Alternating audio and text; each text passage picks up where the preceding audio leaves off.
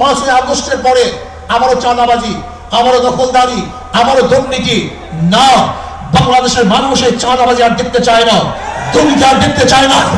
যারা 53 বছর পর্যন্ত বাংলাদেশকে 5 বার দুর্নীতি চ্যাম্পিয়ন করেছে, ওই সমস্ত দলকে বাংলাদেশের জনগণ আর ক্ষমতা দেখতে চায় না। আপনারা জানেন আজকে অন্তর্বর্তী সরকার কিছু সংস্কার করতেছে, তার মধ্যে রাষ্ট্র সংস্কার। অবশ্যই রাষ্ট্র সংস্কার করতে হবে। কেন? আপনারা জানেন ফ্যাসিস্ট সরকার রাষ্ট্রের এমন কোন বিভাগ নেই যে বিভাগকে ধ্বংস করে নেই, সমস্ত বিভাগকে ধ্বংস করে ফেলেছে। কাজী ধ্বংসস্তূপের উপরে সুন্দর একটা নির্বাচন উপহার দেওয়া সম্ভব নয়। আগে সংস্কার হবে, তারপরে নির্বাচন হবে।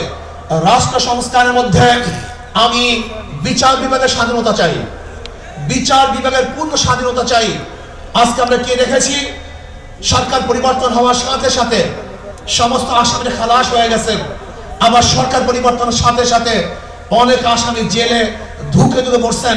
তার মানে বিচার বিভাগ কি সরকারের ইঙ্গিতে চলে? একটা ভালো রাষ্ট্রের, উন্নত রাষ্ট্রের সবচেয়ে বড় মানদণ্ড হলো বিচার বিভাগের স্বাধীনতা।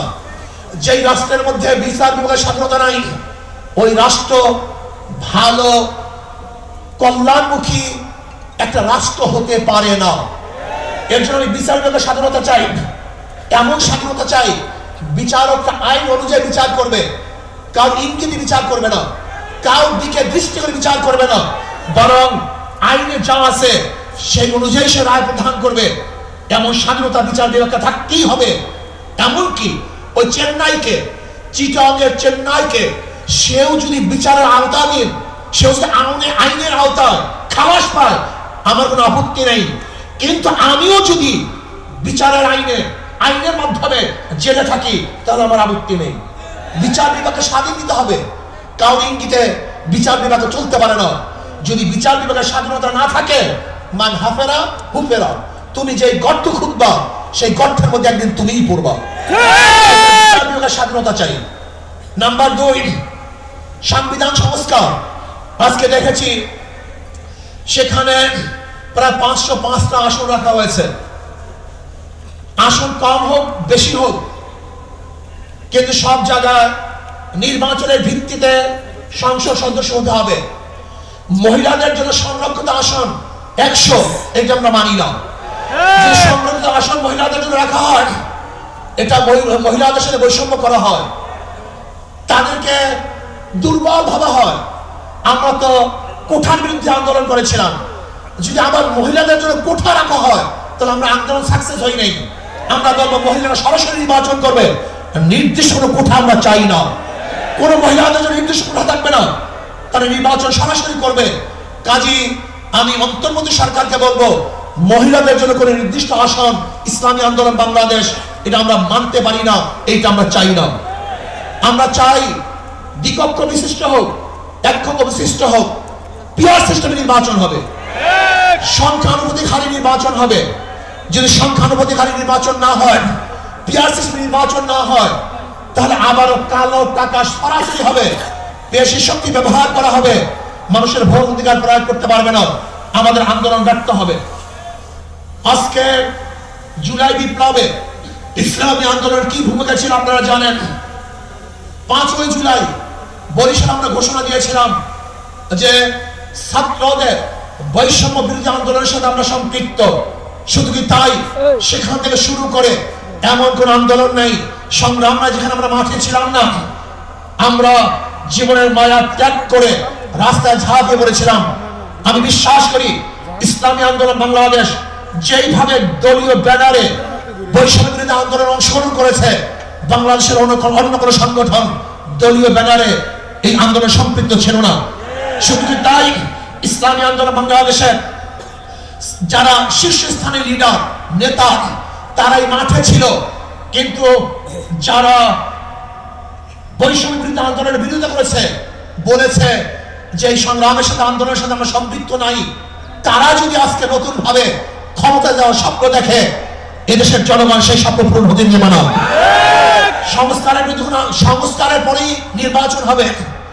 আজকে সংস্কার করতে যারা বাধা সৃষ্টি করেছেন, আমি বলবো দীর্ঘ 16 বছর কোথায় ছিলেন? রাগ ডাক ছেড়েই বলবো, ঈদ আপনার কোথায় ছিলেন? প্রতিবার ঈদের কথা বলেছেন, ঈদের পরে আমরা আন্দোলন করব, ঈদের পরে সংগ্রাম করব, ঈদের পরে সেইটা করব। হাজার ঈদ চলে গেছে, আমরা আন্দোলন করতে পারেন নেই। কিন্তু ছাত্র জনতা আজকে আন্দোলনের ভিত্তিতে যে অর্জন করেছে, সেই অর্জনকে ধ্বংস করার চক্রান্ত করতেছেন। যে বৈষম্যের বিরুদ্ধে আন্দোলন করেছিলাম, চাঁদার বিরুদ্ধে আন্দোলন করেছিলাম, দুর্নীতির বিরুদ্ধে আন্দোলন করেছিলাম, ধর্ষণের বিরুদ্ধে আন্দোলন করেছিলাম, অবৈধ হত্যার বিরুদ্ধে আন্দোলন করেছিলাম, মানুষের স্বাধীনতার জন্য আন্দোলন করেছিলাম, মানুষের মুক্তির জন্য আন্দোলন করেছিলাম। কিন্তু আমরা কি দেখলাম? 5ই আগস্টের পরে আবারও চাঁদাবাজি, আবারও দখলদারি, আবারও দুর্নীতি। না, বাংলাদেশের মানুষ এই চাঁদাবাজি আর দেখতে চায় না, দুর্নীতি আর দেখতে চায় না। যারা 53 বছর পর্যন্ত বাংলাদেশকে 5 বার দুর্নীতির চ্যাম্পিয়ন করেছে, ওই সমস্ত দলকে বাংলাদেশের জনগণ আর ক্ষমতায় দেখতে চায় না। বাংলাদেশের জনগণ কি ক্ষমতায় দেখতে চায়? ইসলামকে ক্ষমতায় দেখতে চায়। বাংলাদেশের জনগণ ইসলামী আদর্শের মানুষকে ক্ষমতায় দেখতে চায়। যারা খাঁটি ইসলাম, মদিনার ইসলাম নিয়ে সামনে প্রসার হবে, বাংলাদেশের মানুষ তাদেরকে গ্রহণ করবে। মদিনার ইসলামের বাহিরে কোন নব ইসলামকে বাংলাদেশের মানুষ গ্রহণ করবে না ইনশাআল্লাহ। তবে ভাইরা আমার, আসুন ইসলাম হুকুমাতের জন্য আমাদের সাধনা করতে হবে, চেষ্টা করতে হবে। আমাদের আন্দোলন এখনো সমাপ্ত হয় নাই, আমাদের সংগ্রাম এখনো শেষ হয় নাই, আমাদের যুদ্ধ এখনো শেষ হয় নাই। ফ্যাসিবাদের বিরুদ্ধে আন্দোলন করেছিলাম, এখন চাঁদাবাজের বিরুদ্ধে আন্দোলন করতে হবে, দখলদারের বিরুদ্ধে আন্দোলন করতে হবে, যারা দুর্নীতিবাজ তাদের বিরুদ্ধে আন্দোলন করতে হবে, যারা ডাকাত তাদের বিরুদ্ধে আন্দোলন করতে হবে, যারা দেশকে ধ্বংস করার চক্রান্ত করতেছে তাদের বিরুদ্ধেও আরেকবার আন্দোলন করতে হবে। আজকে ভারত আমাদের দেশকে দখল করার চক্রান্ত করতেছে। আমি ভারতকে বলবো, আপনি আমাদের দেশ দখল করার চক্রান্ত করতেছেন। আপনি কি জানেন বাংলাদেশের অবস্থাটা কি? আমরা জীবনভর লড়াই করি, বেঁচে আছি, লড়াই করি, বাঁচবো ইনশাআল্লাহ। আমরা জীবনভর লড়াই করেছি, আরো লড়াই করব, লড়াই করতেই থাকবো। যতদিন পর্যন্ত ইসলাম হুকুমত না কায়েম হবে ততদিন পর্যন্ত ইনশাআল্লাহ মাঠে থাকবো, ময়দানে থাকবো। প্রিয় ভাইয়েরা আমার, আগামী নির্বাচন আসতেছে, নহে সমাপ্ত কর্মমদের, অবকাশ কোথায় বিশ্রামের। আজকের থেকেই আমাদের কাজ শুরু হবে। মাঠে ময়দানে প্রত্যেকটা দাঁড়ে দাঁড়ে ঘরে ঘরে গিয়ে মানুষকে ইসলামের কথা বোঝাতে হবে, ভোট আদায় করতে হবে, ইসলামের পক্ষে আমরা ভোট নিয়ে আসবো। আল্লাহ আমাকে এবং আমাদের সবাইকে ইসলাম হুকুমত কায়েম করার চেষ্টা করার এবং সর্বোচ্চ ত্যাগ করার তৌফিক দান করেন। যুব কনভেনশন শুকরিয়া আদায় করছি। ইসলামী আন্দোলন বাংলাদেশের সিনিয়র নায়েবে আমির মুফতি সৈয়দ মোহাম্মদ ফয়জুল করিম শাহেকের চারমাই।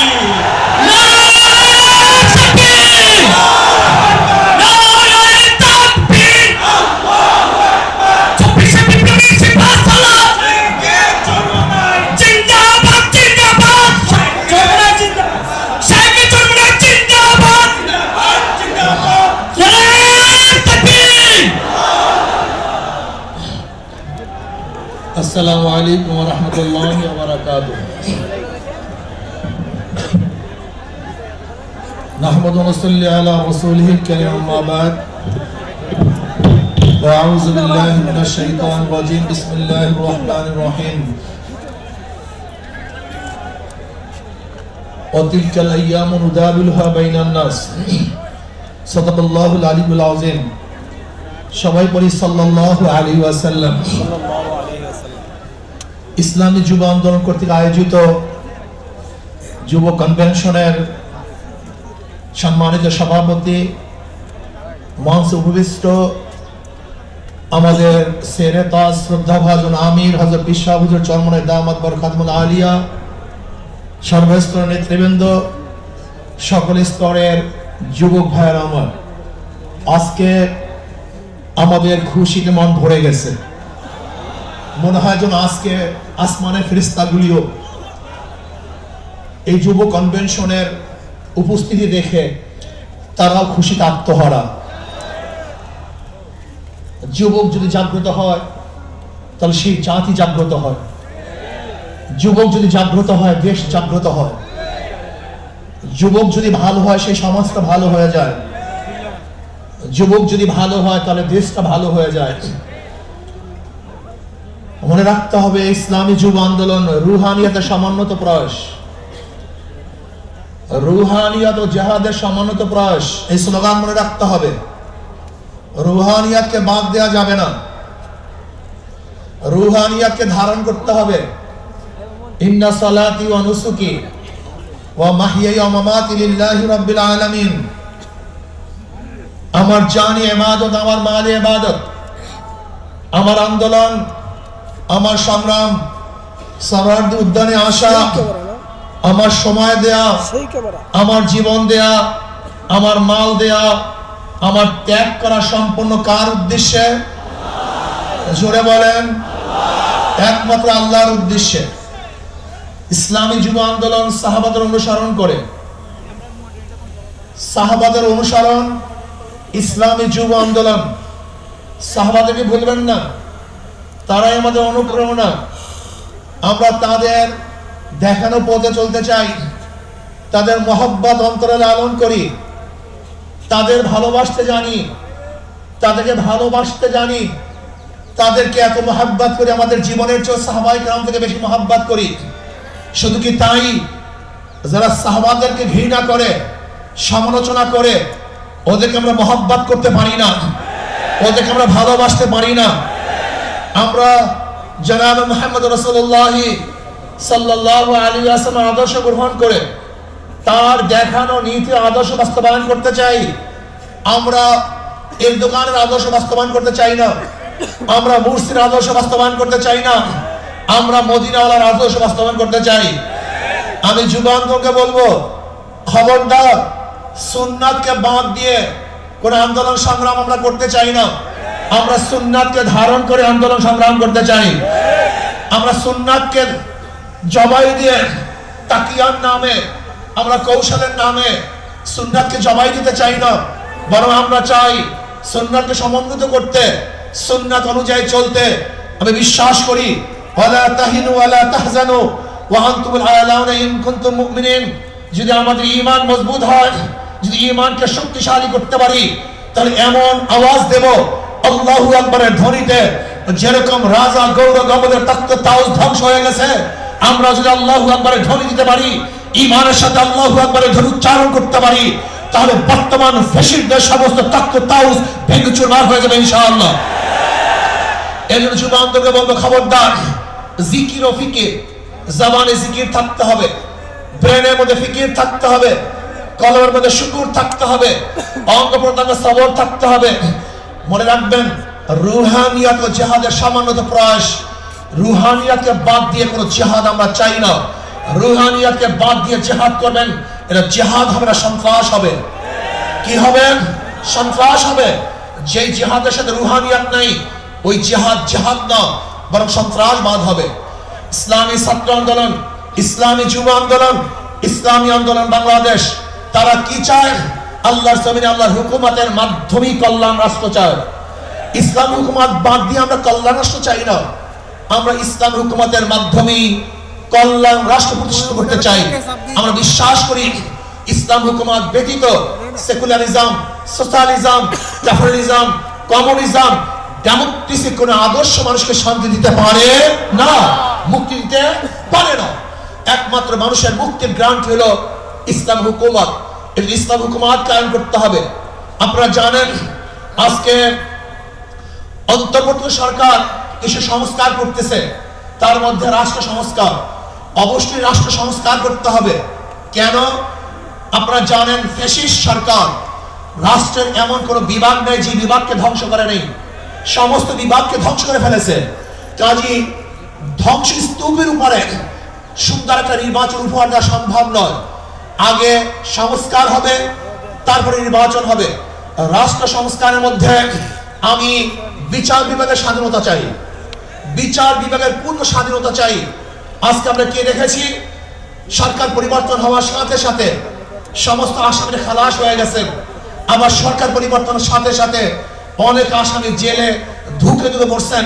তার মানে বিচার বিভাগ কি সরকারের ইঙ্গিতে চলে? একটা ভালো রাষ্ট্রের উন্নত রাষ্ট্রের সবচেয়ে বড় মানদণ্ড হলো বিচার বিভাগের স্বাধীনতা। যেই রাষ্ট্রের মধ্যে বিচার বিভাগের স্বাধীনতা নাই, ওই রাষ্ট্র ভালো কল্যাণমুখী একটা রাষ্ট্র হতে পারে না। এর জন্য আমি বিচার বিভাগের স্বাধীনতা চাই, এমন স্বাধীনতা চাই বিচারকরা আইন অনুযায়ী বিচার করবে, কারো ইঙ্গিতে বিচার করবে না, কারোর দিকে দৃষ্টি করে বিচার করবে না, বরং আইনে যা আছে সেই অনুযায়ী সে রায় প্রদান করবে। এমন স্বাধীনতা বিচার বিভাগকে থাকতেই হবে। এমনকি ওই চেন্নাইকে, চিটাগংয়ের চেন্নাইকে, সেও যদি বিচারের আওতাধীন, সেও যদি আইনের আওতায় খালাস পায়, আমার কোনো আপত্তি নেই। কিন্তু আমিও যদি বিচারের আইনের মাধ্যমে জেলে থাকি, তাহলে আমার আপত্তি নেই। বিচার বিভাগকে স্বাধীন দিতে হবে, কারোর ইঙ্গিতে বিচার বিভাগ চলতে পারে না। যদি বিচার বিভাগের স্বাধীনতা না থাকে, মান হাফেরা হুফেরা, তুমি যে গর্ত খুঁজবা সেই গর্তের মধ্যে একদিন তুমিই পড়বা। বিচার বিভাগের স্বাধীনতা চাই। নাম্বার 2, সংবিধান সংস্কার। আজকে দেখেছি সেখানে প্রায় 505টা আসন রাখা হয়েছে। আসন কম হোক বেশি হোক, কিন্তু সব জায়গায় নির্বাচনের ভিত্তিতে সংসদ সদস্য হতে হবে। মহিলাদের জন্য সংরক্ষিত আসন 100, এটা আমরা মানি না। যে সংরক্ষিত আসন মহিলাদের জন্য রাখা হয়, এটা মহিলাদের সাথে বৈষম্য করা হয়, তাদেরকে দুর্বল ভাবা হয়। আমরা তো কোঠার বিরুদ্ধে আন্দোলন করেছিলাম। যদি আবার মহিলাদের জন্য কোঠা রাখা হয়, তাহলে আমরা আন্দোলন সাকসেস হই নাই। আমরা বলবো মহিলারা সরাসরি নির্বাচন করবে, নির্দিষ্ট কোনো কোঠা আমরা চাই না। কোন মহিলাদের জন্য নির্দিষ্ট কোঠা থাকবে না, তারা নির্বাচন সরাসরি করবে। কাজী আমি অন্তর্বর্তী সরকারকে বলবো, মহিলাদের জন্য কোনো নির্দিষ্ট আসন ইসলামী আন্দোলন বাংলাদেশ এটা আমরা মানতে পারি না, এইটা আমরা চাই না। আমরা চাই দ্বিকক্ষ বিশিষ্ট হোক, এককক্ষ বিশিষ্ট হোক, পিয়ার সিস্টেমে নির্বাচন হবে, সংখ্যানুপাতিক হারে নির্বাচন হবে।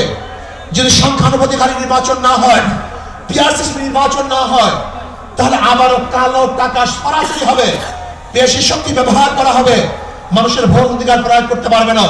আমাদের আন্দোলন ব্যর্থ হবে। আজকে জুলাই বিপ্লবে ইসলামী আন্দোলনের কি ভূমিকা ছিল আপনারা জানেন। 5ই জুলাই বরিশাল আমরা ঘোষণা দিয়েছিলাম যে ছাত্রদের বৈষম্য বিরোধী আন্দোলনের সাথে আমরা সম্পৃক্ত। শুধু কি তাই, সেখান থেকে শুরু করে এমন কোন আন্দোলন নেই, সংগ্রাম নাই যেখানে আমরা মাঠে ছিলাম না। আমরা জীবনের মায়া ত্যাগ করে রাস্তায় ঝাঁপিয়ে পড়েছিলাম।